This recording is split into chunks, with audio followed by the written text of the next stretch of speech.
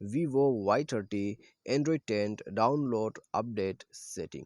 नमस्कार दोस्तों, स्वागत है आप सभी का तेकीराज यूट्यूब चैनल पर।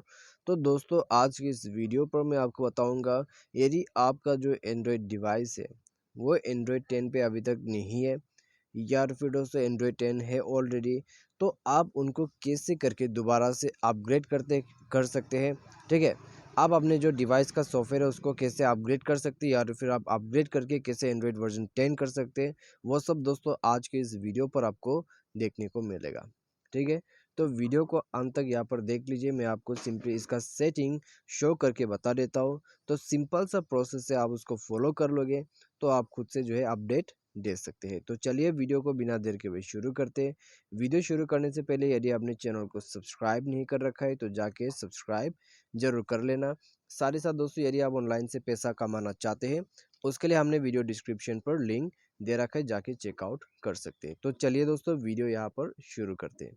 सबसे पहले तो दोस्तों हमें यहाँ पर क्या करना होगा, यहाँ दोस्तों हमें सेटिंग को ओपन करना है। ठीक है, सेटिंग यहाँ पर हमें ओपन करना है। सेटिंग ओपन कर लेने के बाद दोस्तों स्क्रॉल डाउन करना है।